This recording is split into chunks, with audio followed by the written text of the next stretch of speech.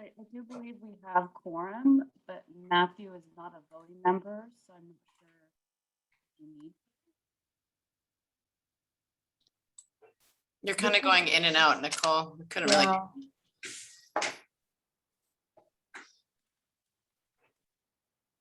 I think you said that we have quorum, but since Matt's not a voting member.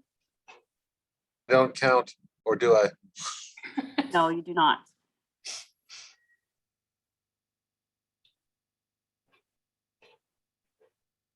Hi, LaShante. Nice to see you here. I see your name. I don't see your face. Yes, nice to see you all and join.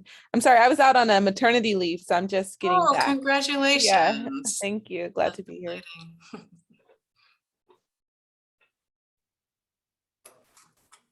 I'm sorry, what's that? There's coming tomorrow. You Jill, you're not muted. How does that happen? I was muted when I came. I know, I find sometimes it happens in weird ways.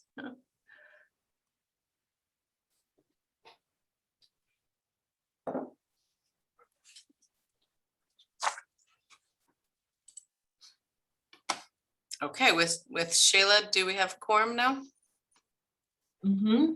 Yeah. Okay, great. So I guess we can call the meeting to order at 3:03 p.m.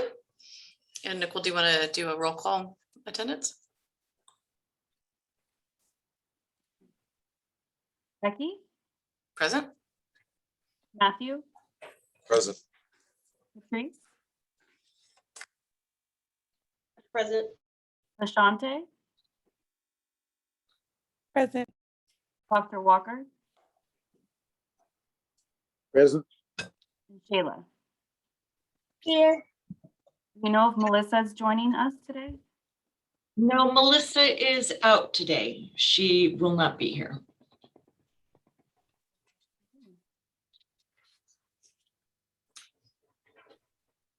Is that it? Yes. Okay, great. I wonder if we want to just do some quick introductions, because I know we have some people who are returning after an absence and also some people who have joined the panel recently, as well as a couple people from the public. So I can start. I'm Becky Bachikis. I'm the Director of Student Programs for Court and Community Schools at the County Office of Education and the chair of this data subcommittee. Want to do popcorn? Denise. You're next to me. I'm Denise Zabkevich. I'm the Research and Evaluation Manager with the Office of Reentry and Justice. Patrice. Hi, I'm Patrice Guillory, Director of the Office of Reentry and Justice.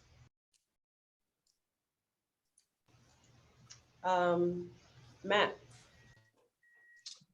Hello, everyone. Matt Malone, Chief Counsel at Contra Costa Superior Court.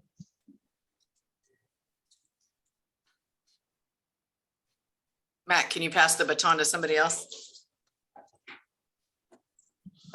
Who should I pass it to? Sorry, someone pick for me. I'll do it. Oh, William. Okay. Yeah, I'm Bill Walker. I'm the Director of Legislative and Governmental Affairs for the Health Department. Dante, would you like to introduce yourself? Oh, yeah. Melissa. Hi there, Melissa Crockett, Senior Management Analyst in the County Administrator's Office.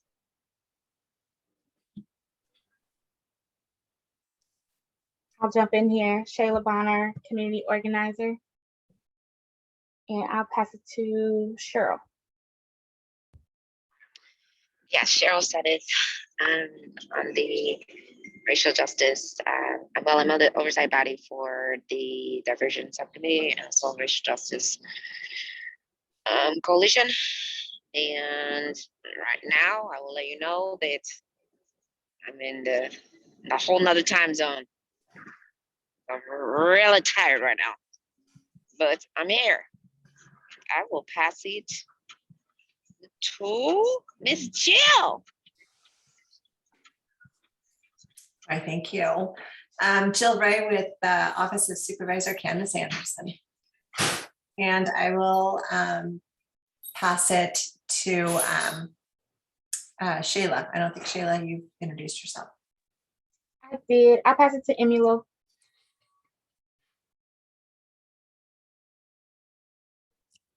Thanks, Shayla. Hi, I'm Emma Lowell. I'm a community member, a longtime educator, and the mother of a mixed race incarcerated loved one. And I will pass it to Melissa.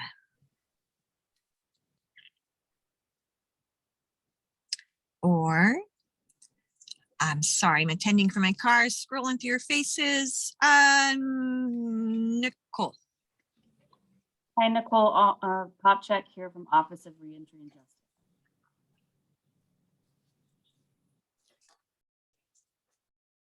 I'll jump in. Hi, I'm LaShante Smith. I'm Director of School Climate in West Contra Costa Unified School District. And I will pass it to,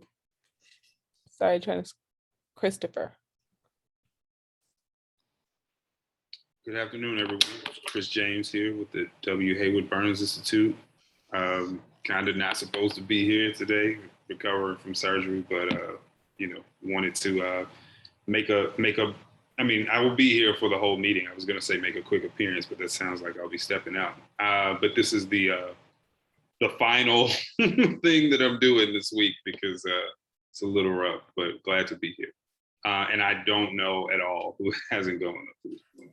I'll jump in. Okay, go ahead. I was going to say Monique. Yeah. I'm Monique Tate with the Office of Reentry and Justice, and I'm the program coordinator. Okay, and Patrice. Did you go, Patrice? Yeah, I went already. Hi, everybody. Okay, everybody, I think everybody else went, right? I don't think anybody's left. Okay, good. Well, thank you guys all for being here today. Do we have any public comment on any item under the jurisdiction of this group that's not on the agenda? Okay.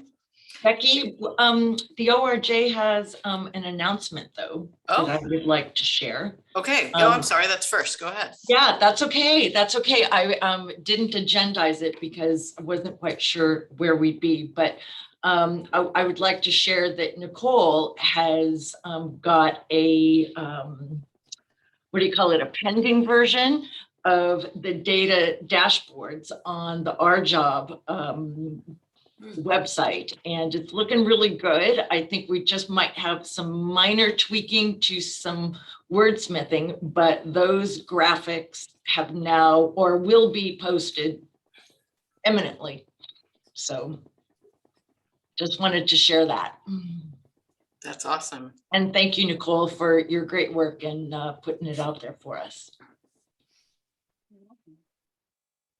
Good. Emmalou, go ahead. Thanks. Sorry, I was trying to scroll through the agenda really quickly, but I think this is my one moment to make this comment. So I just wanted to bring up the idea of the data committee, the idea of getting training on implementing the Racial Justice Act, because it's so new and it allows defense attorneys to use data to show that there is implicit bias or racial discrimination at play in the prosecution of an individual. And I know that the training has happened in other counties and other DA offices, departments. So I just wanted to throw that out there and see if anyone took a bite at the idea. Thank you, Emmalou. Maybe we can agendize that for our next meeting to talk about that. Does that sound like a good plan there? Okay.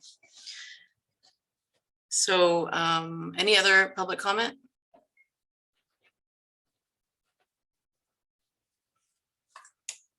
Seeing none, we can move to the approval of the record of action. Does anyone have any questions or revisions, or anybody want to make a motion to approve?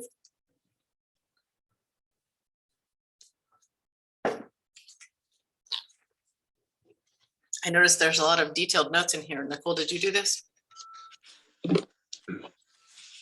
Thank you for this, whoever did do it. I move approval. Thank you, Dr. Walker. Do we have a second? A second. Thank you, Shayla. Nicole, you want to do a roll call vote? Becky, Yes. Patrice, Yes. Lashante, Yes. Dr. Walker, Yes. Kayla. Yes. Motion passes unanimously. Great. So we can move on to the next item, which is to discuss possible presenters for the community listening session. So at our last subcommittee meeting, we had come to a consensus as a subcommittee that we would bring in our quarterly report the idea of myself and the chair of the community engagement and funding subcommittee presenting and facilitating the community listening sessions. And it was brought up in the larger body meeting that people thought that it might be better received by the community to have a person of color be the facilitator. And so that's why we agendized it, so we could have a conversation.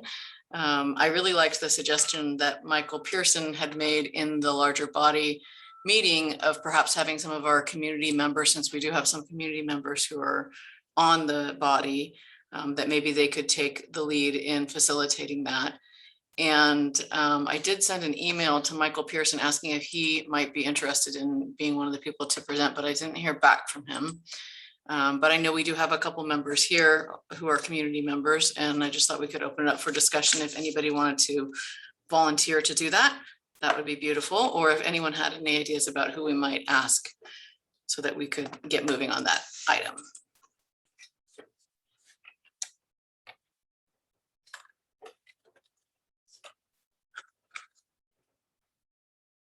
Is there any public comment about this item?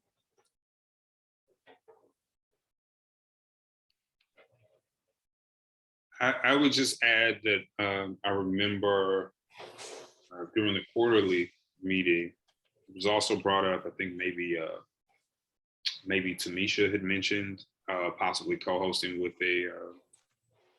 a community-based organization. And so if there's someone representing a community-based organization, or even say the Racial Justice Coalition or some group like that, and there's someone within those organizations who would feel comfortable, especially with maybe a little bit of coaching or some sort of prep work to sort of have that role or to play that role, that might be a way to go as well.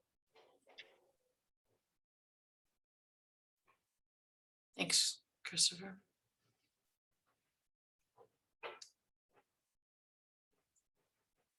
So I guess I'll start by asking directly then, Shayla, since you're our community member on this subcommittee, do you have any interest in participating in doing that? I'm interested. I was actually just trying to look at the notes. Has a date been set yet for this? I don't think so, no. Okay. Yeah, I'm interested. That's fine. Great. I think that if we could bring one part from our subcommittee, then maybe the other subcommittee could, figure out the other part, and that would be wonderful. So should we have a vote to have Shayla be our new representative? We did put vote next to it, so should we formalize that?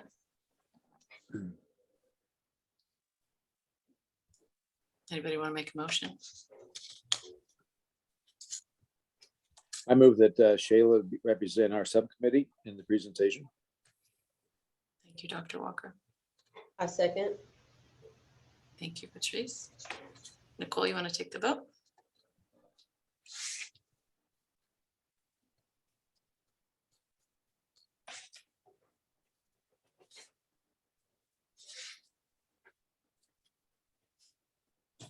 Becky, Yes. Patrice, Yes. Lashante, Yes. Dr. Walker, Yes. Sheila.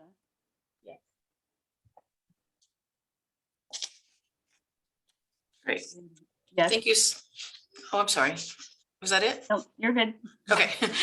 Thank you so much, Shayla, for agreeing to do that. I think that will be, you'll represent us well. Thank you for volunteering.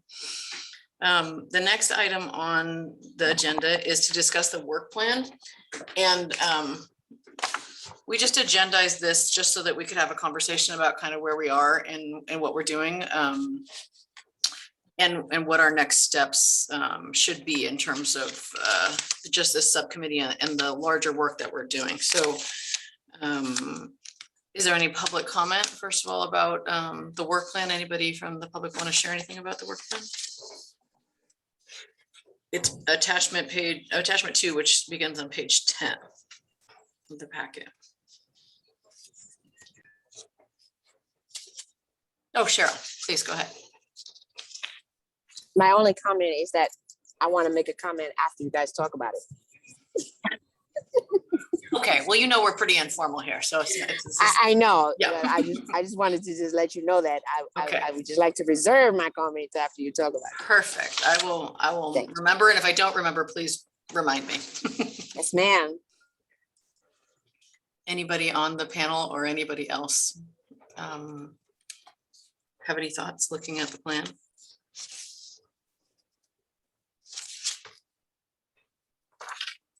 One thing that stood out to me is looking at the first page and actually the first item. Or the second item rather. So identify and disseminate a prioritized list of additional countywide or agency specific data that will support meeting the objectives of the RJOB and the Racial Justice Task Force. And I was thinking about how in our last meeting and at the quarterly meeting, we talked about, and I think we've already decided that we're going to make an ask to the district attorney's office about the decision point data that was brought up in the last meeting regarding being able to trace between when people are detained and dispositions and detention and all of those things linked data. But I thought that one thing that we could do together as a group to make sure that we're all on the same page is to craft some language around how we would make that ask. So that was one thing that occurred to me.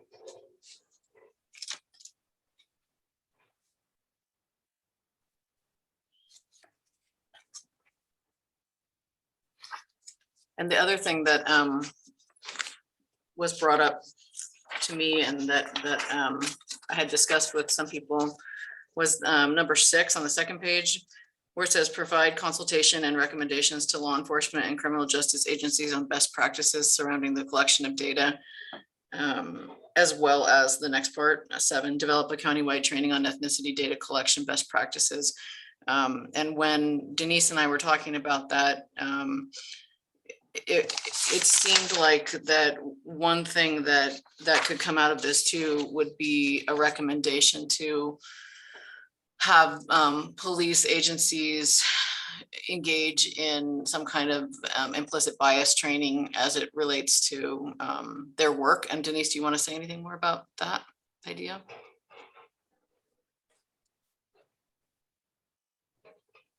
You're muted, sorry. You're muted.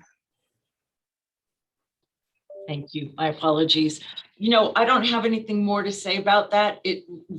I would rather link it to the other report where it shows data surrounding law enforcement agencies and their lack of training surrounding this. Sure. But that's what I would say is that there is nationally, there is a significant lack of training surrounding youth development as well as disproportionate minority contact among law enforcement agencies, just nationally. And what is unclear is, does our county fit into that model or that standard, or is there room for a lot of growth there? So that would be one of the possibilities. And the article that we'll be talking about shortly, I believe, has recommendations surrounding agencies that could provide this if we decide to go that route. Yeah, definitely. And I think we can definitely have a fuller discussion when we get to that item. I just wanted to point out that it is in the work plan that that is not outside of the scope of the work plan to consider that. Okay, anybody else from the body or the panel want to, or from the public, sorry, want to make a comment or have questions or thoughts?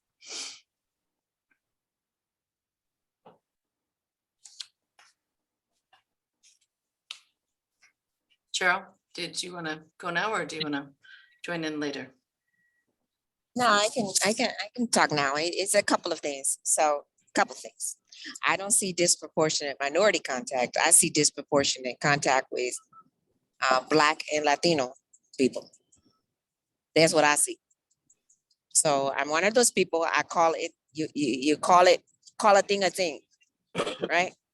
So we need to call a thing a thing. And one of the things with data is that data gets lost in word usage. And so when we say minority contact, that word minority, people, it has been bastardized to mean so many things. And it means different things to different people. And one of the things that the Racial Justice Oversight Body and the task force was created for was this disproportionate number of Black and Latino and Indigenous people in this system, particularly Black males and Latino males. So that is what we need to call out. And I think we have to call it out and call it what it is. So I want to make sure that we stay focused on exactly what it is that we need to call. And one of the things that I see a lot of pushback on is our LEO agencies actually willing to say exactly what it is. They want to use all of this soft language. They want to talk around what really is the thing. And the thing is, that's what it is. You're having too much contact with young and middle-aged Black men, too much contact with young and middle-aged Latino men. And they're being put into the system more than white males, white youth. I don't want you to have any of them, but the disproportionality is what led us to having the task force and led us to having this oversight body. So let the data speak. The other thing is that when you look at this work plan, there was something at the very top that said, these are activities when additional resources become available to the ORJ. Now, these are activities that the recommendation is, these are activities that need to happen anyway. Not when additional resources become available. No, the recommendation is that the Board of Supervisors need to give additional resources, period. Not when they become available, not when we open the Office of Social Justice and Racial Equity and Social Justice. No, they need to make these resources available. Because if we wait for them, we will never get this done. We will never get this done if we wait for them to give us resources. So the demand has to be that they have to give us resources so we can get this data done. And it's the same that when we went to ask for the sheriff to give us this. When I'm looking at this, I mean, the plan is good. It's just that I think that the timing is, it goes back to the saying, if you build a jail, they will fill it. You leave a juvenile hall open, they will fill it. The annual review, I like it. I would like to see what the parameters are, as we've talked about before. What are the parameters of that review? What are we looking at in particular? What outcomes? What outcomes are we looking for, right? What are the criminal, legal, and law enforcement outcomes are we trying to assess so that we know what the disparities are that we are looking to close the gap on, instead of just these very high, very, very high level speak that the public doesn't know what that means.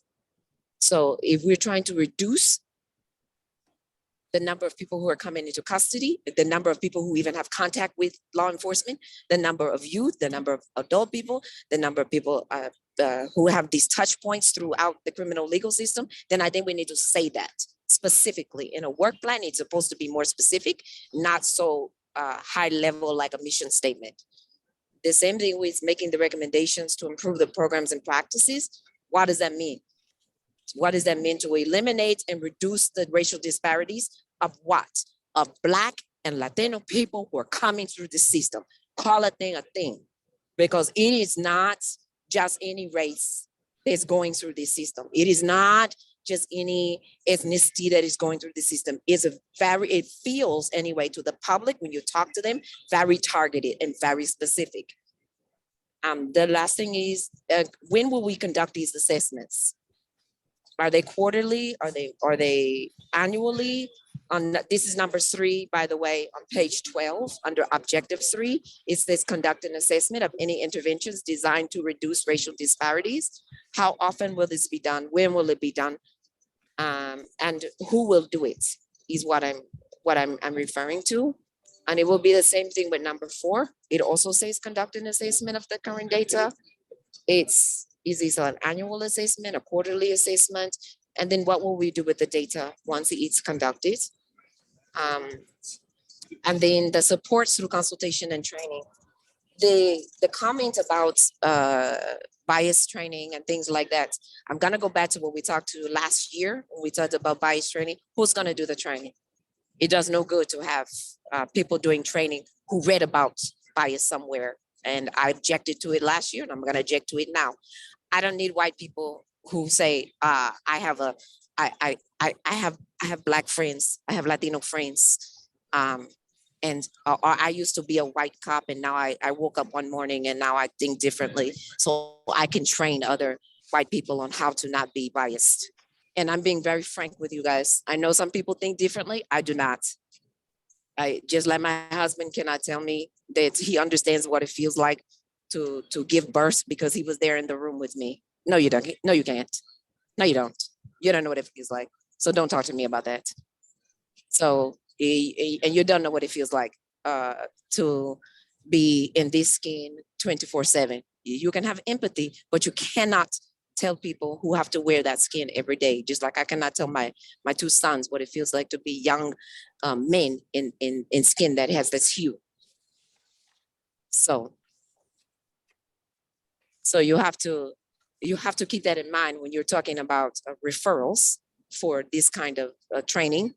And these referrals need to be very, not only culturally competent and race competent, but the community has a right to see themselves and the people who are doing this training and trust that these trainings are not just a checkbox. That's it. Thank you so much. Thank you, Cheryl. I'm wondering, Cheryl, do you have any particular recommendations of organizations that you think that would have the capacity and the skill set that you're looking for that task? Yes, I can give you some referrals for these. This is what I do. I mean, I've done this for probably almost 18, 20 years. I used to do this before people even knew that equity was more than that little cartoon that many people refer to about, standing on the box and looking over the fence. When I worked at Sony back in the 90s, the mid to late 90s, they came from Japan and asked us to put together an equity task force because this is something that they wanted to put together before the World Cup games when it was held in Paris. This is how long ago I was doing this work. So this is not a new thing for me. So yeah, I can talk to you offline or talk to Christopher and get it to him, and he can get it for you guys. Yeah. But this is not new things. There's lots. Yeah, this is something that I personally, if you can't hear it in my voice, feel very passionate about. This is not something that I think is no rocket science, but it's also not. I personally get offended with the checkbox kind of thing. So yes, ma'am, I can get it for you. Okay, thank you. That would be great. Does anybody have anything they want to say in response to Cheryl or anything else about the work plan? I'm glad to see that Melvin showed up. Hi, Melvin. Because we were talking about putting together our ask for the district attorney, and I know that you have a very much better than I do at the very at very minimum, much more than that, understanding of how maybe we should word our request. I know we talked about last time, you know, being able to see the relationship between the group of students who were arrested and then detained and then charged and then dispositioned, right? Along with racial and ethnic markers for each of those points. But is there anything, as I'm trying to think about how to word that request, is there anything else in particular, and not just Melvin, anybody, but is there any other point or any other part of that that I'm not kind of getting? It'd be interesting to also know what sort of plea deal was made as well, and how the plea deals were made across the different races. Okay, plea deals, and that comes in between being detained and being charged, or in between being charged and being dispositioned? Being charged and dispositioned. Okay. So usually they'll get arrested. The DA then takes whatever, hey, we're going to file X, Y, and Z, and then they get into court, and then they can decide, okay, well, you know, we're going to reduce this from a felony to a misdemeanor if you agree to whatever. Got it. So at the time when they make those deals, they already know what they have been charged with. It comes after that information is. Okay.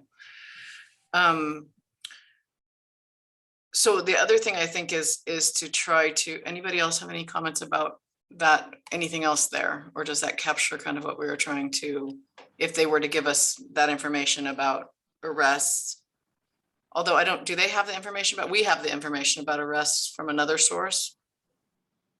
Or does the DA would have that information too? What do you mean?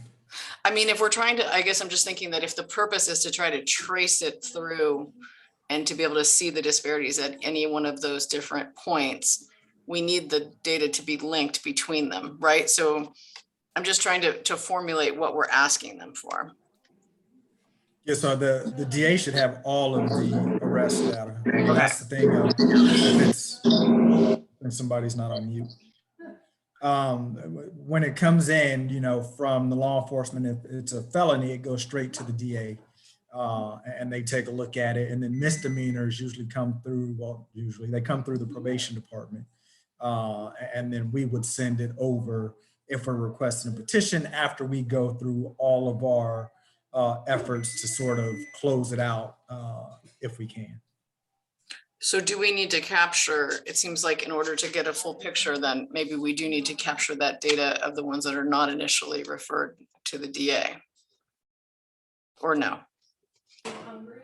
Not necessarily to see what the DA is doing with their filing decisions. You know, we have all the information for the ones that don't get sent, you know, over to the DA, that we could say, hey, we got, you know, we received 100 misdemeanor referrals, and out of those 100, we actually sent 10 over requesting a petition, and here are the reasons why.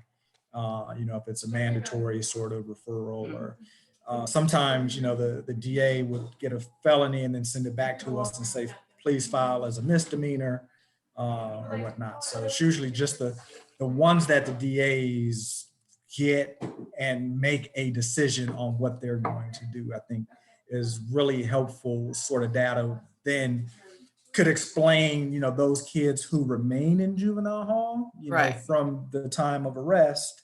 So folks aren't thinking that it's probation's decision to keep somebody in custody or not, right? They can come in, we can do a screening, and we have the authority to let folks out if they meet certain criteria. But from the DA standpoint of it coming over to us, and that being the initial sort of reason why they're in custody, and then moving through the court process. Thank you for filling in my lack of understanding, Melvin. I appreciate that. So,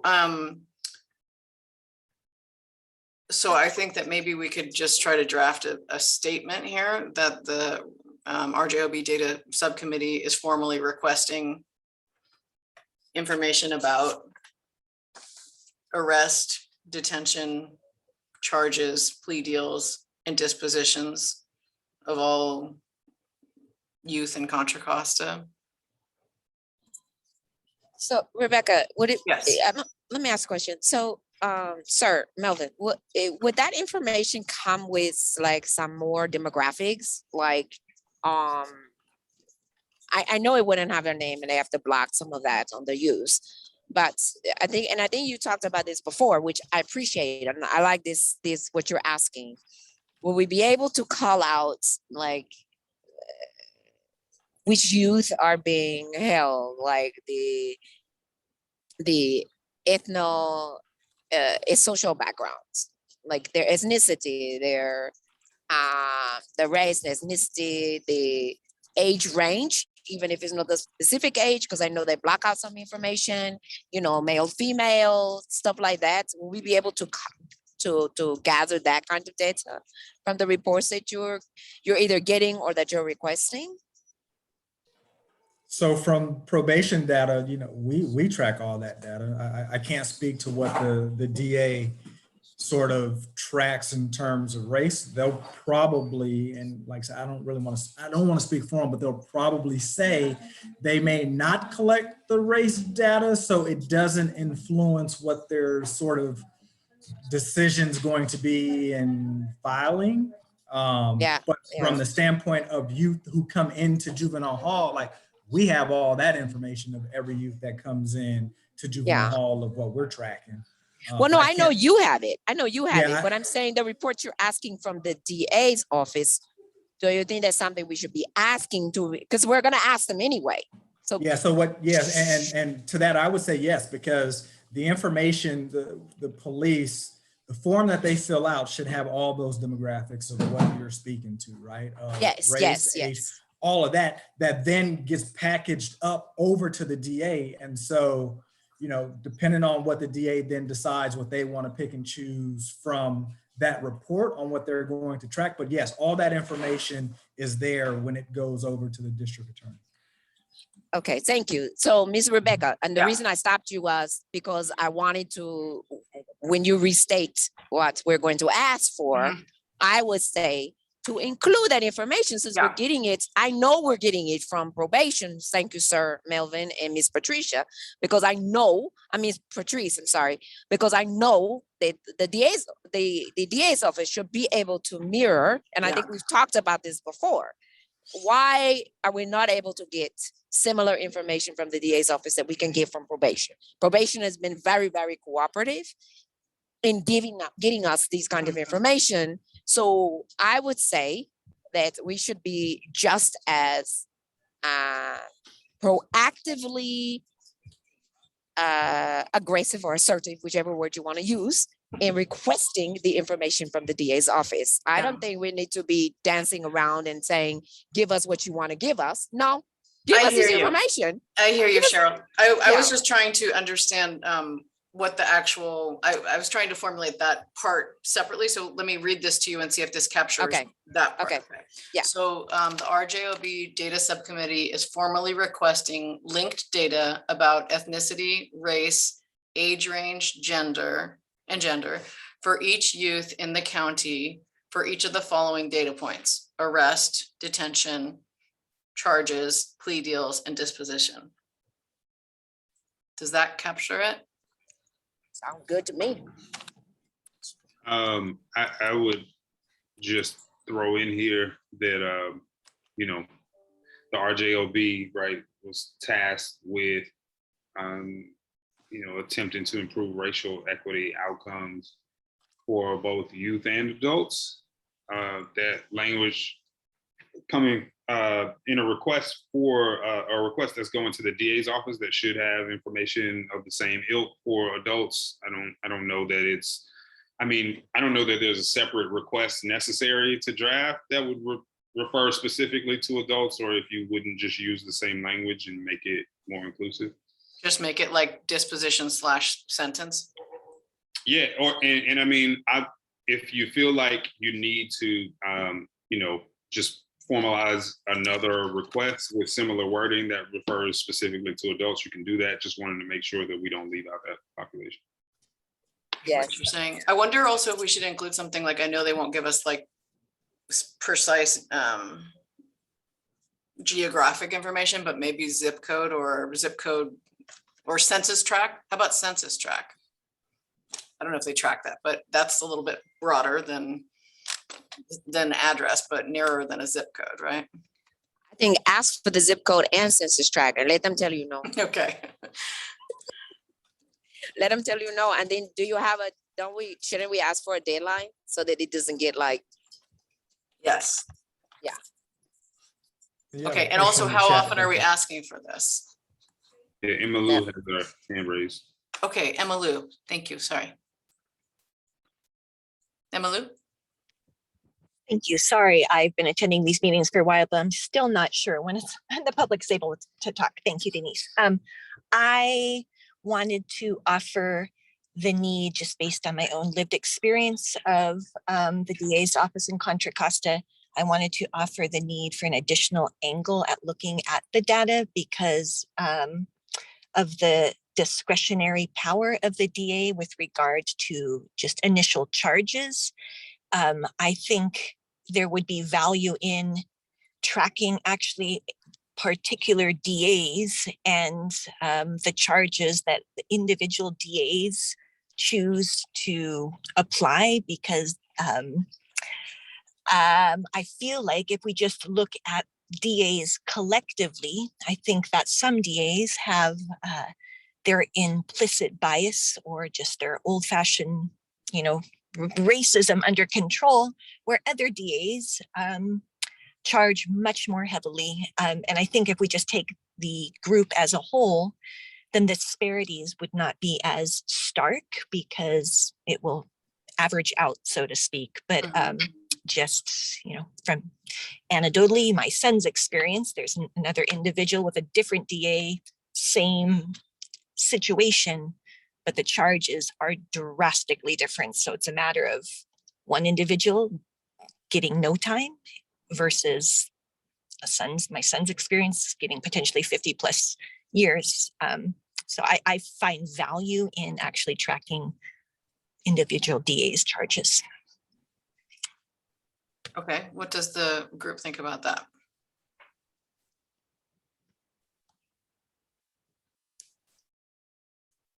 I mean, I suppose we can ask, they can respond as they choose. I understand what you're saying, Emily, that like, kind of like if there's one person who is perhaps making more disparate decisions, then that might be masked by the larger group. Right.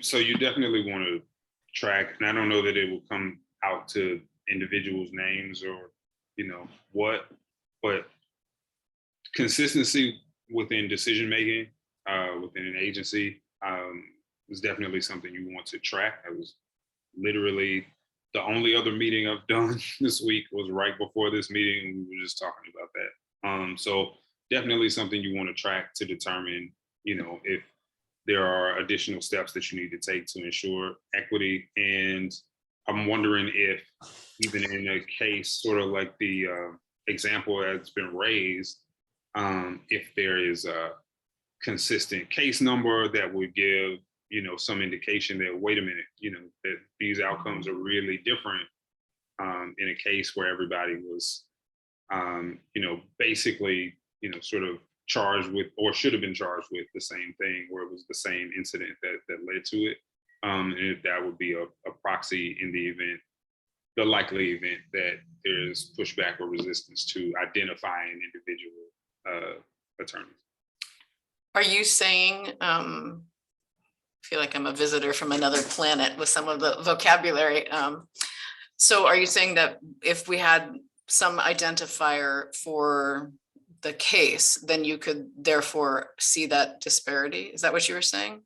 That might be a way. I mean, I wouldn't give the out necessarily, because it might, and there's no telling how complicated that could get to suss out, but it might be a way to determine, especially again, when there are different outcomes on, like, basically one incident, being able to determine that, as well as looking at,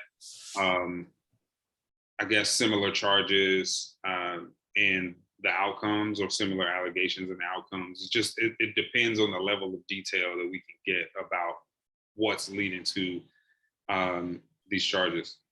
Yeah, I guess that brings up another point, which is like, okay, so if we have the charges, if we don't have, we need something else to compare that against to see how the charges compare. Like, I remember what Cheryl was saying in the other meeting, like, how do we know, like, we want to see if two people do the same thing, are they having the same outcome? So if we don't know what the thing is, then we can't really assess that, right? I guess that's maybe. Any ideas about that? That's So my we have exact point. Assessed charges. Or What's that? we have the arrest charges. We can compare that to the filed charges or the plead out charges, and we can compare them by racial and ethnic group to see, are they operating at the same frequency. So is the charges goes along with the arrest, or does that go, because when I was listing them, I had it after the detention, but that comes before the detention? Is that right? Should it be arrest, charges, detention? Melvin, I think you can speak to it more clearly than I can, but my understanding is that you have the charges that you're brought in for your arrest, and you may or may not have those charges filed against you at a later time. So there's actually two kinds of charges going on here. Okay. Yeah, you're gonna have the police charge, the police arrest and what they are charging that person with.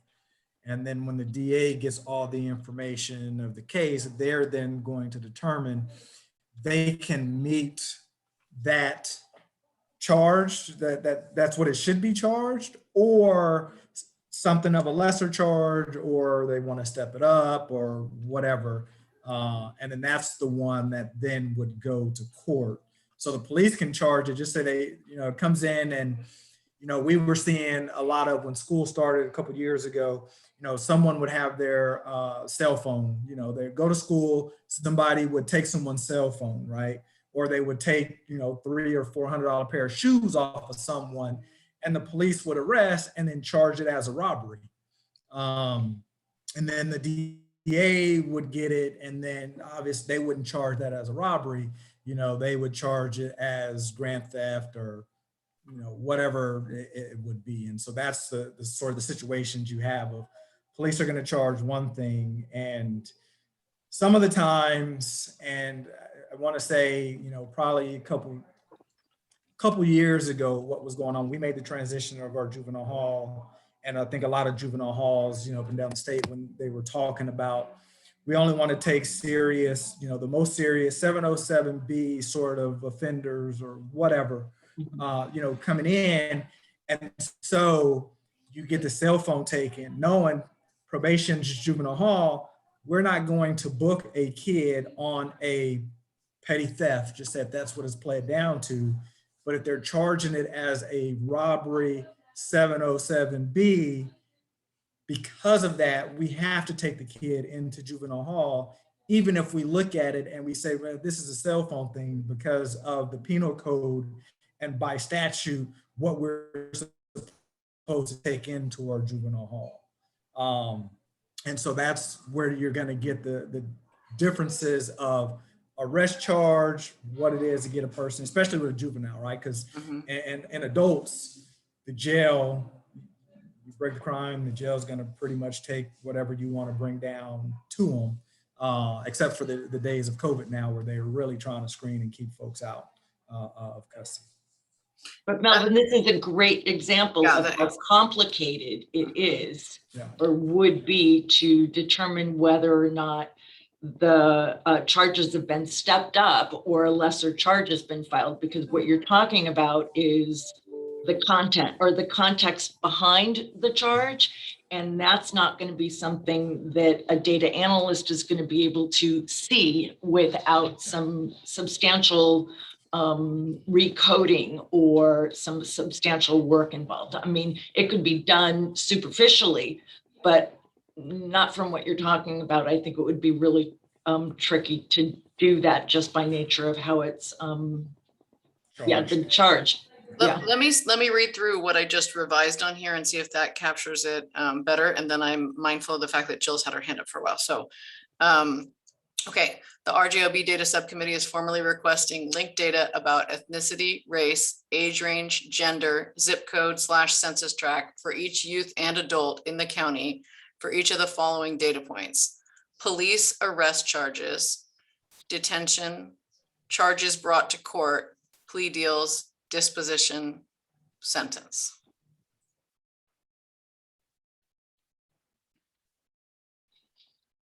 What do you mean by linked data? Like that it's linked, like you can tell at each of those points what you can see, that at every point. You can see the race, ethnicity, age of every data point at every point. Okay, I see. Is that not the right word though? Because I'm also not, I also don't know what you do also, Denise. So give me the right words. That's why I wanted to have this conversation, because yeah, you know, or maybe it's just enough to say requesting data about these things for each of the following data points. It just implies that it's linked together. Right, because I mean, basically you need to be able to link each of these events in a trajectory of involvement. And that typically means an individual identifier. And so probation, we have our probation ID. Maybe the DA has a DA ID, and that's how they link or identify that individual in all of these events throughout the involvement, because some people are not going to have a plea deal. Right. So would it be formally requesting data with a personal identifier about blah, blah, blah, blah, blah? I would be inclined not to say that, because that will be, I think, a red flag, but I think somehow, all right, why don't you think about that, and let's yeah, hear let me think what Jill on the has to- right. what Jill has to say. Yeah. Jill? I was just gonna comment on what you're asking for the DA. If you start getting into wanting to find out records of certain DAs, you're liable to get more pushback than if you're just asking for some general data. There's always a time to go forward later to ask for more definitive, more detailed, after you find out what's available. Mm-hmm. And I think that there's probably, there would be an internal review of whatever information is being given to you. And I have a hunch that, if there are certain DAs who are charging differently than others, I think that would be caught on an internal review for sure. Not sure that the elected DA would be willing to air that sort of information publicly readily. Yeah. But maybe we can get at seeing that, not necessarily seeing it individually, but seeing where and how it exists by having those two charge points, right? Because if you look at the police arrest charge and the charges that are brought to court, and if you see a lot of disparities between them, then that could be, I guess, flagged and returned to the DA to investigate in their own. I think there could be, iterator.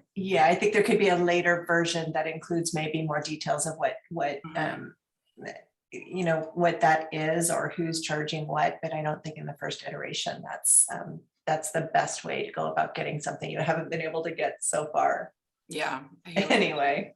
I hear what you're saying, but I just want to validate Emily's point, which is that I think if we really want to get to the end of getting the information, that probably it will come to that, because it is individual people making individual choices. So for sure, eventually, yeah. Yeah. And I know that there was similar situation with the court some time ago, and a unwillingness to share information because they didn't want certain judges to. Mm-hmm.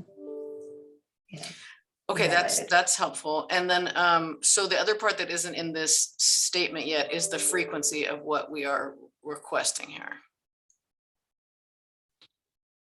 Well, we've moved to quarterly data from probation with the idea, hopefully, that we'll transition more to semi-annually. And I would think that there's no reason why we can't ask for the same thing that probation is providing. Okay, let me put this in the chat and see.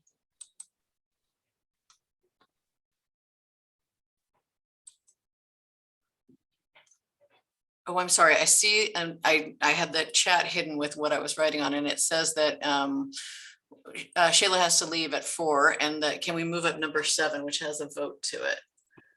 I'm fine to do that. Everyone okay to do that? To move number 7 up right now? I know we only have 5 minutes. I'm so sorry. I didn't see that until right now. Say a little extra. It's fine. Okay. I just put in the chat the text that I was working on, so maybe people could ruminate about that and we could return to that after we do number 7. Anyone have an objection to doing that? Okay, so Denise, number 7, I think is you and me. Well, it was intended, when we had talked about it, we intended to discuss the reading from the Law Center for Right. Children and Youth, because that's what really shaped this idea of a pilot. And so maybe I can just briefly provide a background on that, and then we can see how much into the weeds we want to get. But I discovered a chapter called Reducing Racial and Ethnic Disparities at Arrest from the Center for Children's Law and Policy. And Cheryl, I want to apologize for my language surrounding the DMC. I use that language not because I used it because it comes directly out of this report, and it speaks to what this report was talking about surrounding training.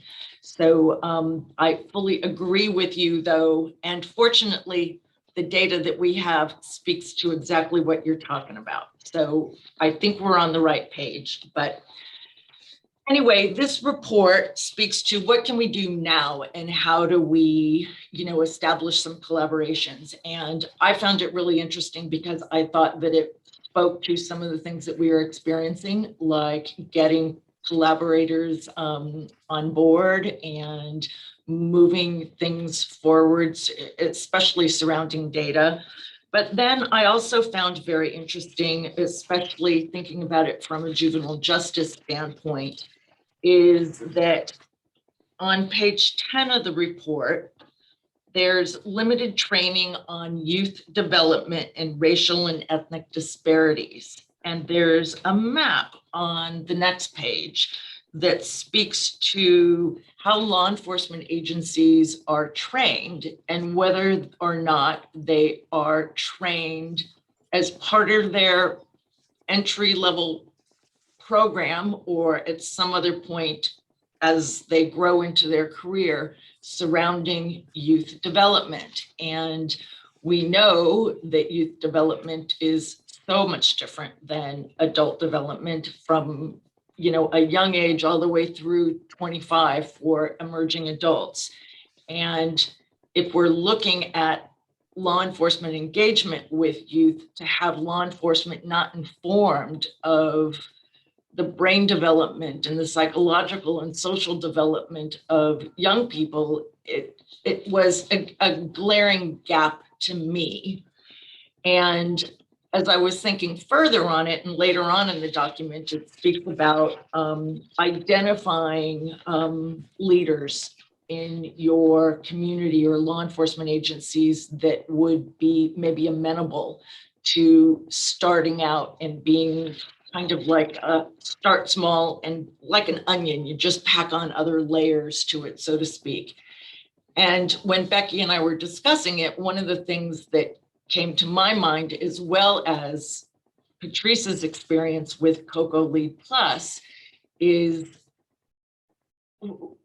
would we want to consider inviting some select police chiefs and their local jurisdictions or their local officers to participate in a program, a pilot, where their staff would be trained on youth development and the racial and equity disparities that we're seeing, and to make sure that everybody in that unit is trained and then follow over time how those charges have changed and how those charges, and are more kids getting diverted, or, you know, it's an opportunity to assess how important training is at this level for youth. So that's kind of a broad scale. Am I missing anything, Becky?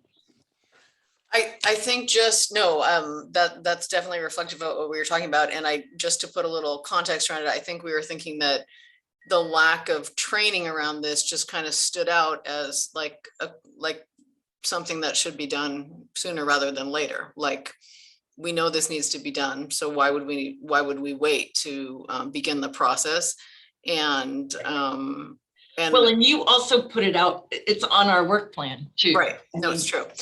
And so the idea, though, I think would be to start with a, you know, we're already trying to get some things from everybody, whether they like it or not. So the idea of starting with somebody who was willing to be a partner and pilot it was kind of where we started. But that's not to say that, I mean, ideally, everybody needs to have this, obviously. But so that's something I think to discuss, is how we approach that issue. But the issue is ensuring that there's some sort of training going on around. And I think the other thing too, Becky, to leverage your comment, is that it would leverage our work if we had a local police chief who was committed to this work and committed to his or her staff being trained in this way, and was interested in seeing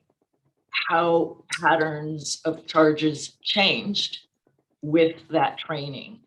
And which could get us, sorry, Denise, but that could get us into the later part of the work plan that Cheryl, you know, you were mentioning, like, this shouldn't be later. Right. So, you know, you could begin to identify what sort of effect having that training provides. So then we could scale that up eventually. That was kind of where. And then we could have a partner. Right. A police chief partner who But would. I'm curious to see what everybody else on the panel, and then also just people in the larger group. Any thoughts about that? Like, what sort of a approach should we be taking to addressing that part of the work plan and that important task? Did we clearly explain what it is that we're even talking about? It's to try to get a police department to voluntarily cooperate with providing all of their officers with some sort of bias training. Did I say that right, Denise? Is that? Well, I believe that it should be more than implicit bias training. And my original thought would be that it would be somehow in collaboration with the JJCC, and that we focus initially on youth and have that youth development side brought forward along with the implicit bias training, and show, you know, what we're seeing from that perspective. So basically it's an argument of let's do right by our kids in the community. And let's get the people on the streets who are interacting with them, let's make sure that they understand the life context of these kids. And I thought that if we were on board, we could reach out to the JJCC, see if we could set up some kind of a collaboration with them, see if they were interested in moving this forward. And they could also potentially fund the training. Is that what you were thinking?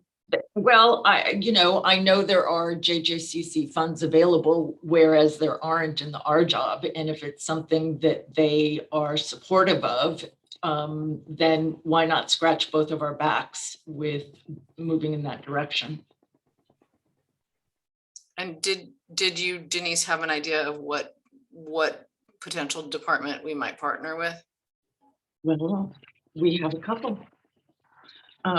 We were obviously thinking of the obvious, which would be Chief Bisa, and see if she, as a representative for West County, would be willing to participate.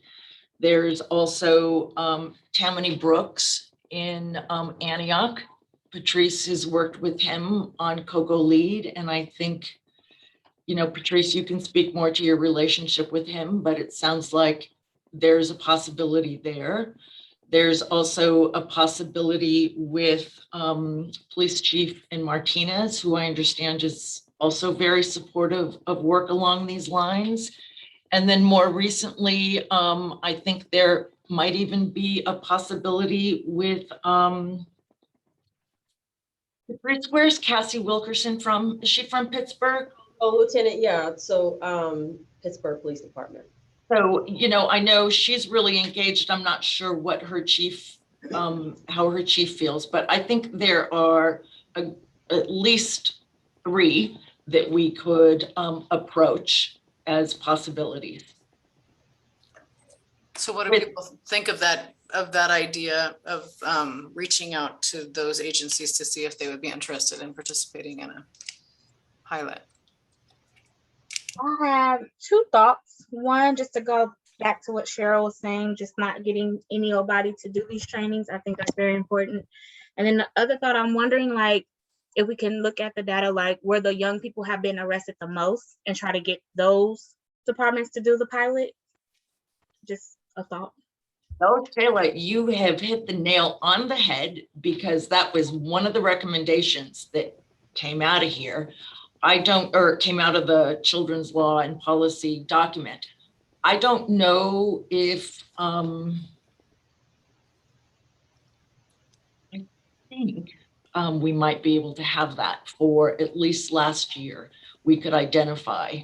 Well, it's going to match the intakes into juvenile hall, correct? So it would be, it would be Antioch or West County, I would imagine. Mm-hmm. I mean, one thing that I would sort of add, and I know the talk had been the focus on juveniles, but with the juvenile population and the numbers have gone way down, I really think you should be looking at sort of that TAY population of the 16 to 24, right, of who's being charged, because that way you'll be able to get the kids who are coming into juvenile hall, but then that population who are actually going to county jail, and then really being able to, and I know it's not this group's task, but sort of looking at the service gap between the 2 age groups and why are they're coming in. And to Shayla's point, I mean, Richmond PD already does a good job in terms of the number of kids coming into custody and the referrals. I mean, we probably get the least amount from Richmond, right? And so if we're talking about, hey, we want to do a pilot with Richmond, I don't really think the bang for your buck isn't going to be there. What we're seeing is East County, you know, Antioch, and looking at that, and we can actually pull our referrals in terms of what that's looking like as well. But I really think the focus should be that, like I said, that TAY population, because we've even gone in our department to create sort of specialized TAY that's 16 to 24 to get the caseload numbers way down so you can really provide some sort of service. And our juvenile sort of caseloads, I think we're probably at 15 kids to 1 deputy with that caseload too. And so we're really trying to focus on TAY. And I just think that's going to be a bigger bang for your buck if you want to do a pilot. Thank you. Thank you for that, Melvin. I think it makes a lot of sense. And I know that, I can't remember what it was, but I think it was the TAY presentation that happened a little while ago. It was really pretty clear when, you know, Richmond described all of the differentiated services that they have for youth and for adults and, you know, different diversion, different, you know, all these different things. And then Antioch just basically said, yeah, we don't do that. It's all just by the, you know, if it's they don't have separate sorts of services for the youth. And I agree with like the small numbers of kids that we have. And now that in juvenile hall, you guys are going to continue to serve older students too. Yeah, that does make a lot of sense. What do other people think?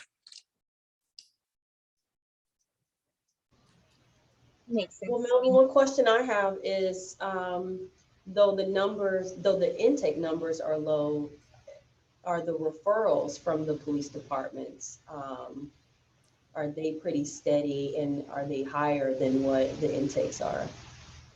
No, those are low that are coming in as well. Okay.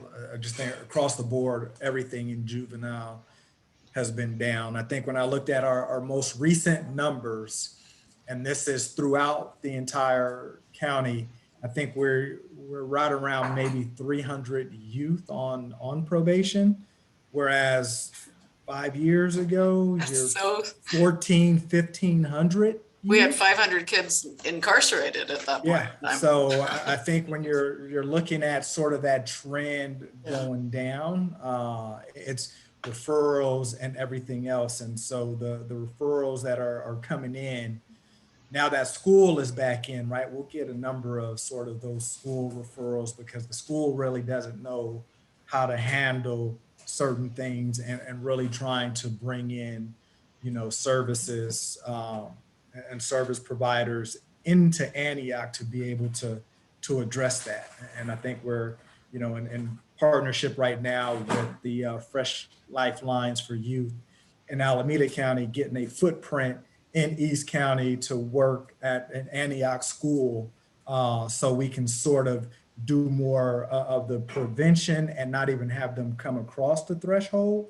So to your point, I think everything just from the youth is trending and will continue, I think, to go way down. We've seen an uptick in our juvenile hall recently, but those are serious offenses. And I think that with schools getting back in, you know, we're seeing a lot of 288s and that type of stuff and more serious sort of charges. But I think another month or two of school settling out, that things will again drop from population kids coming into custody and those sort of things. That's the hope. But isn't the Tay population growing, Melvin? That's what my impression was. You know, the Tay population, yeah, that sort of the 18 to 24 part of it, right? Because once we increase that age from 12 to 18, and now you're talking 22, 23, 24-year-olds, that's why the Tay sort of is going to expand in that sense, which is a good thing because we want, you know, to service those folks, 24-year-olds, 23-year-olds, and give them the resources and the services that they customarily haven't received. And I think with our POs, a lot of those, and we put them in our juvenile, we took those positions and put them in our juvenile sort of units because they know how to wrap around families and services. And so we're really trying to be strategic in who we're actually assigning to these caseloads that have backgrounds working with kids and youth and those services. And so I think as the Tay population sort of expands right now on the front end, because everything is new, I see as services starts to get entrenched and we really start figuring out the gaps, that population too is going to be on the decline. At least that's the hope. That's the goal.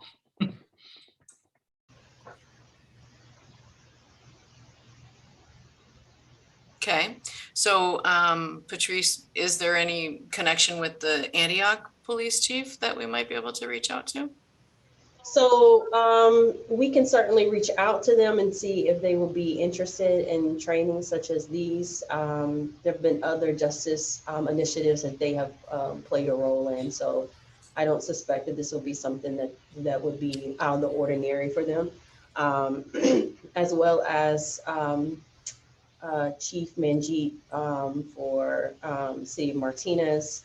And who else did we, you mentioned, to be quite frank with you, any police department that has some sort of a youth focus or has interest in addressing issues as it relates to young people in their community, I think is probably the folks that we would want to approach.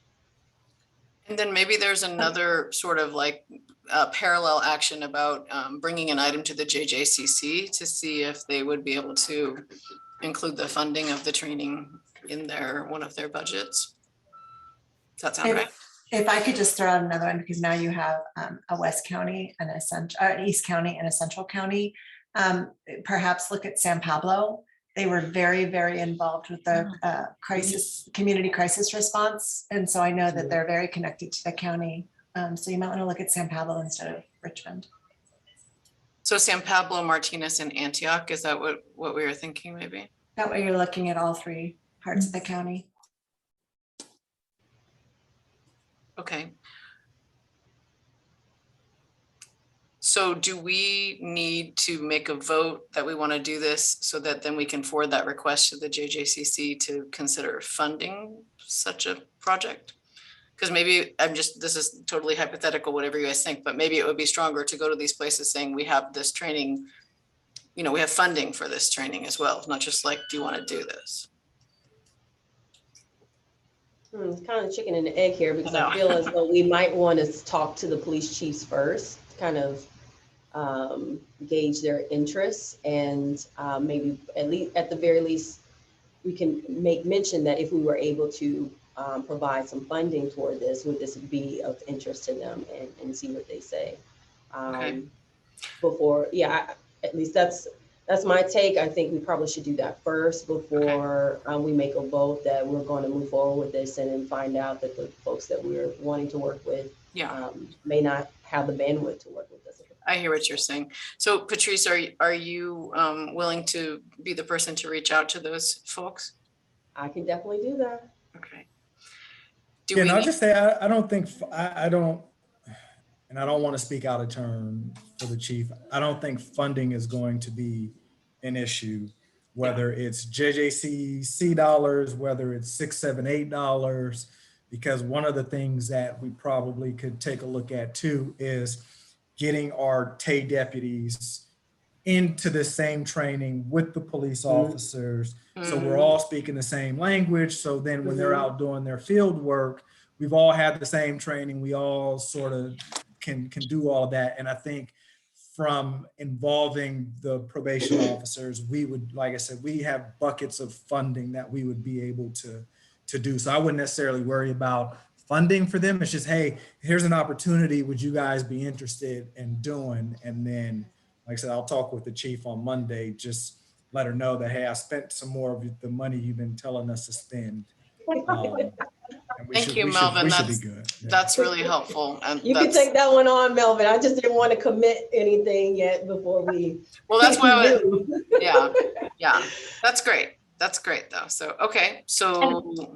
And I'll just throw out one other thing that I would like to do too, because if Patrice, you were to call me, I would say, well, what kind of commitment do you need from my staff? And so I would want to go through some of the programs that are recommended by the National Children's Law and Policy Center, see who's conducting them, what kind of program it looks like, and see if we can't find the right group to do both the child development and maybe even the racial equities work at the same time. So I don't know what that typically takes.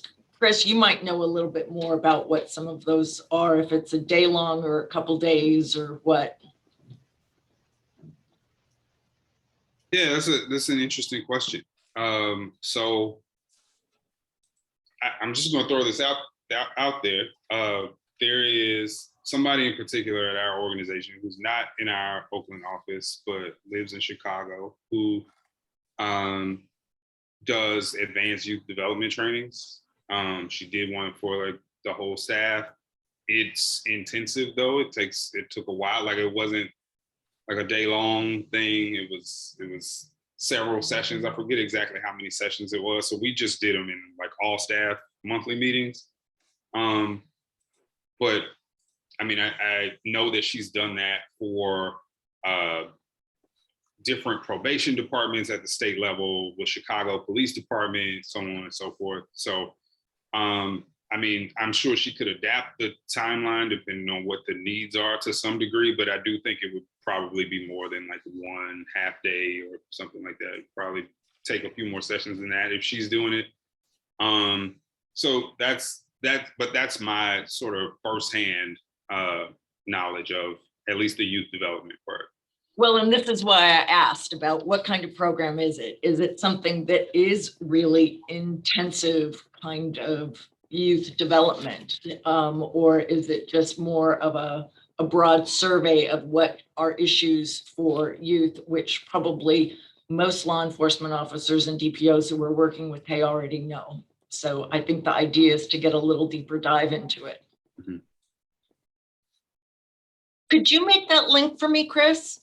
Sure. Yeah. And I can at least reach out to your colleague there and find out a little bit more, and then, you know, we'll go from there. But I think, Patrice, it's good to have a little bit of information about what the possibilities are. I would think.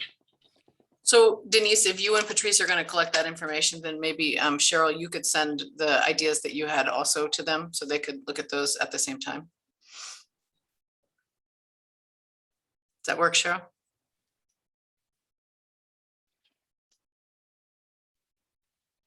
Anybody have any? Yeah, if we lost her, we can follow up. Yeah, that's fine. And if she sends it to me, I'll just forward it to you guys. I just wanted to make sure that we considered what Cheryl was bringing as well as those other ideas. Anybody else from the public or from the panel have anything else to say about this, or ideas, thoughts? Okay. Now I'm kind of lost in our agenda. Where are we? I think we almost covered everything. I think we kind of did. Looking at, maybe we should see if anybody has anything they want to discuss about the reading, about number We need 6. to go back to the work plan on that statement that you posted in the chat. Oh, yeah. Did anybody, thank you so much, Nicole. Did anybody have any more feedback about that? Can everybody can see that, right? It's in the chat from 3:56.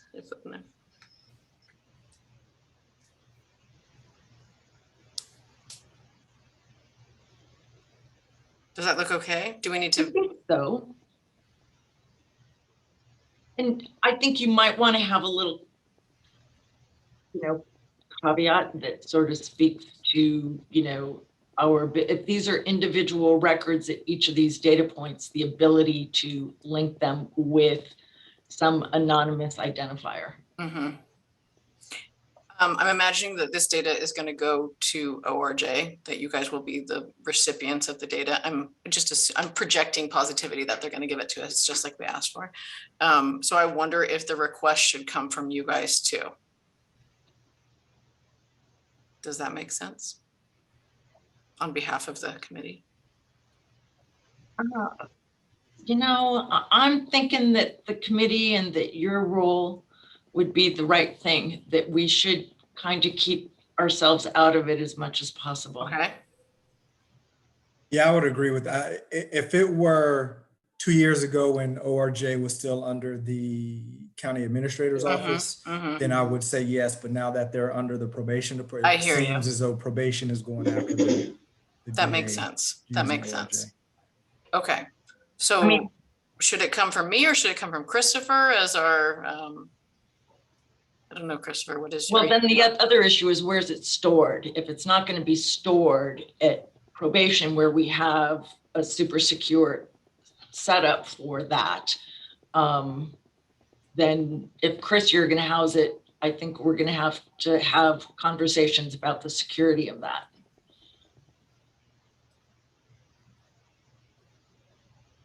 Can we do it so that it comes to you on behalf of the data subcommittee, we are left out of it, but that it is stored here in probation?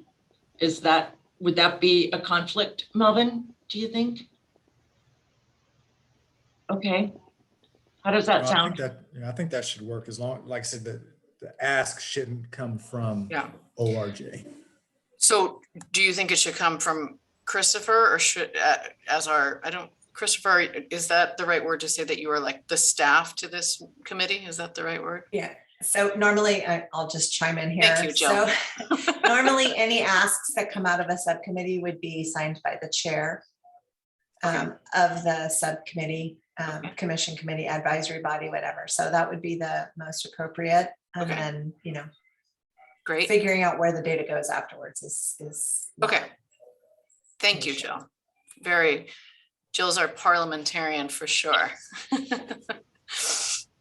Okay. I have a question too. Should the chairs of the full body also be copied on that formal request?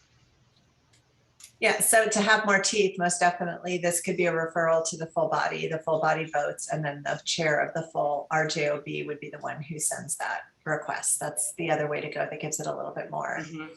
It gives the full body. We did bring it in our report and discussed it at the quarterly meeting, but not the actual language of what we discussed today, but just the concept that we were going to be requesting this data. So we could, I guess it's whether we want to wait for another quarter though, right? Well, so if you already discussed it, it was already agreed upon by the group, you could certainly just put together the letter and ask the chair of the full RJOB to sign it. Perfect. Okay. That's good. And what kind of, we don't have an actual like RJOB letterhead, do we? Oh, good point.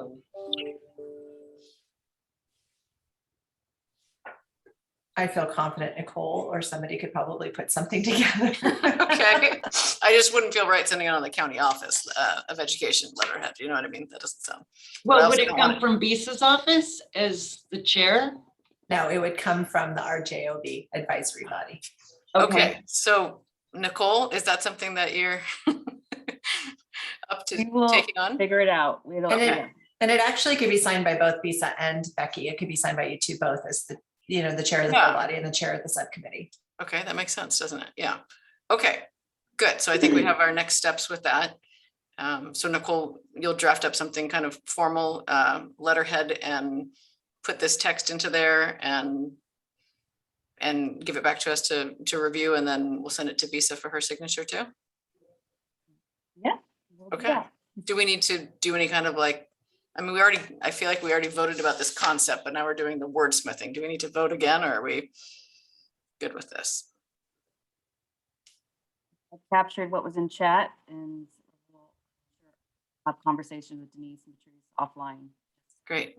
That won't go out without you guys' eyes on it. Thank you. Okay. So I think any public comment or just input from people?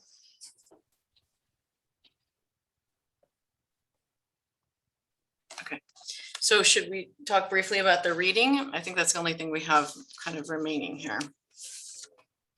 Number 6. So Denise, you want to give a little context about why you put this together? Well, I'm sorry, Becky, I thought I did. Maybe, oh, okay, sorry. No, I'm thinking that we've already done this. Do you guys want to go into more detail on this? No. I was thinking it was kind of just the background shape for our proposal. I hear you. And what I will say though, for those of you, and I would say Cheryl in particular, since you have such an eagle eye surrounding the possibility for consultants, if any of the educators that they list in this document are folks that you know, either personally, professionally, or know of, could you please bring them to my attention? They would be in this chapter 3. Okay, let me take another look. Thank you. think one of the things that I appreciated about this reading is that it really does focus on the fact that, we have to make sure that I think it just supports all the actions that we just took is what I guess maybe that's a short way to say it, is that getting this information about all those different decision points and also providing training to the people who are on the street level, on the ground level, making these decisions day to day, is the way to really kind of try to have some influence over affecting the disparity that we know that is there. So I found it to be helpful just because I don't have the same level of background as some people. And I did want to just say one thing about the school-based part of it. I think as I brought up before, we did do a whole expulsion. Every 3 years, we have to do a shared expelled plan from the county. And after we've submitted that plan, we have actually done some things since then. And I've been working with John Muir Violence Prevention Office, and they have a restorative justice pilot that they did last year, and they received some additional funding.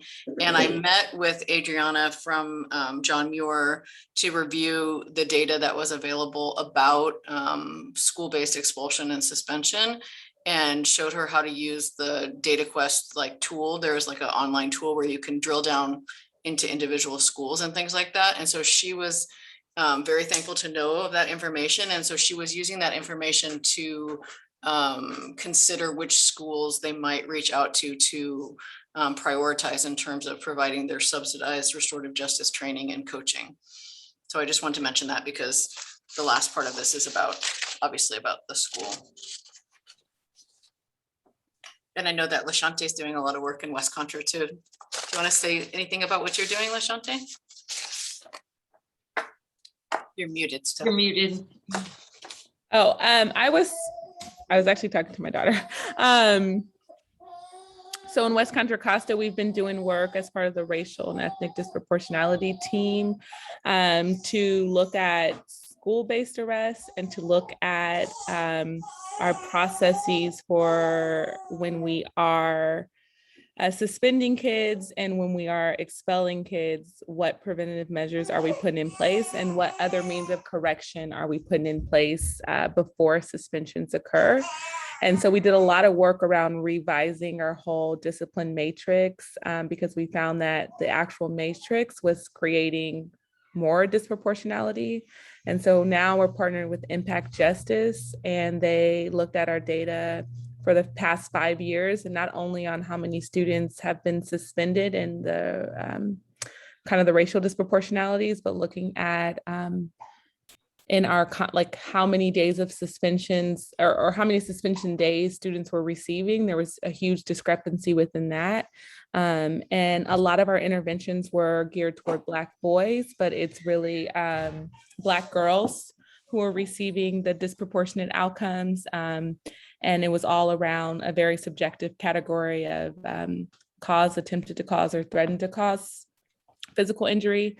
And so we went deeper into that, and now we're coming back to revise a lot of our policies, and we're right now working on we're in a group, it's called Reimagine Discipline, and so we're getting community stakeholders and trying to get everyone back to the table. A lot of the work has been a little slower because we were remote and there wasn't much we could do, but since we're back in school, we're already seeing it. We've had 4 expulsions already come up in 5 days of school being open. And all of the students who are up for expulsion are students of color, Black boys. So we just need to make sure that we are getting ahead of it. I don't know if I answered your question. I kind of rambled. Oh, absolutely. That was really helpful. Thank you. But it was helpful to listen. I've been out, so it's been helpful to listen to everything that's been discussed today and try to figure out how I can be a part of it as well. Thanks for being here, and congratulations on it's a girl, a daughter. Yes, thank you. Okay, is there anything else that we need to address? Any other things that people need to follow up on, or I think maybe we've come to the end of our agenda. So next steps would be Nicole's going to put together that letter with some fancy new RJOB letterhead, and Denise and Patrice, you guys are gonna work on looking at some different training opportunities, right? And then also, Patrice, you were gonna reach out to those police departments that we mentioned to see if they're interested in participating in some training opportunities. Did that capture our next steps there?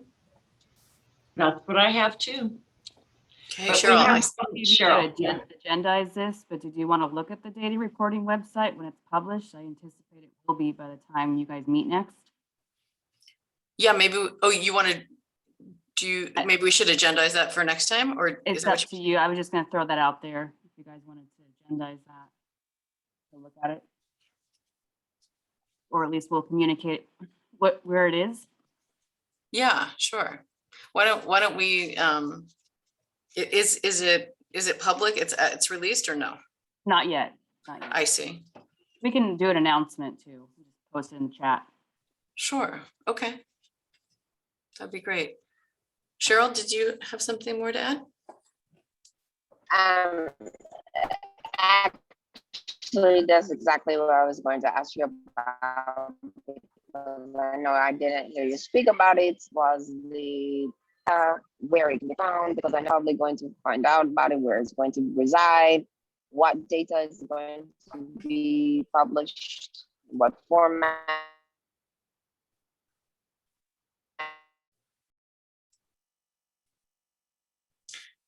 Cheryl, you're kind of breaking up, or really breaking up. How much of it, that conversation next meeting, that's great, because I still think that that's a Maybe, we are meeting again in 1 month. Maybe we should agendize that for the beginning of the next meeting to look at it, and then one last time, and that's all I'm asking, is because I know we've been back and forth. Okay.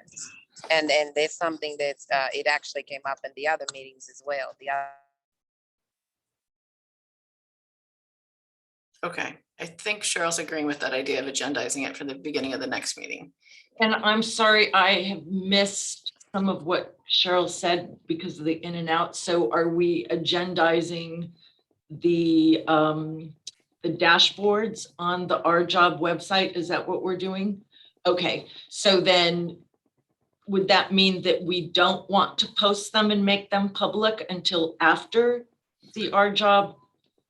Well, we already voted on that last time, right? We already, did. I don't think we have to wait to do that, but maybe we can just make sure that we're agendizing it so we can publicly communicate where it is. I think that that's maybe what I heard. Got it. So we'll add the link in the agenda. Perfect. Okay. Oh, and I just realized there's one other I'm sorry. Go ahead. I was just gonna say, just to clarify, it's not dashboards, it's just the data that's been reported at this point in time. Right. Yeah, so I think that's how it's a static dashboard. Yeah, got it. Got it. The PDFs, yeah. Right. I just realized there's one other next step, which is for us to communicate to the community engagement and funding subcommittee that Shayla volunteered to be part of the team to conduct the listening sessions. Is that something, Nicole, that I should do, or would you like to do that? Yeah, we can work with there. Yeah, I was gonna say, are you saying in reference to who's gonna notify, is it Seth? Are we calling it Seth or Seth? Seth? That's why I keep just saying the whole thing, because I don't know. Is that what you're asking, Becky? Yeah. Yeah, so I know Chris is going to be connecting with all the subcommittee chairs pretty soon, so I'm sure he can update them. Because you facilitate that too, but I just didn't know if we had to formally let them know. No, Chris. I can definitely handle that. Okay. Christopher next to that. Okay. Anything else for the good of the community? I recently learned that to say the good of the order is not a good statement because it has to do with some Masonic order and the Knights Templar and so for the good of the order is no longer We had a staff member who kept saying that, and I was like, that statement, I'm pretty sure it's a little weird. Like, let's hope for the good of the community. Anything else? Okay, seeing none, I guess we can call the meeting to a close at 4:40 p.m. Thank you, everybody, for your participation and Thank you, everyone. making some progress here. Thank you.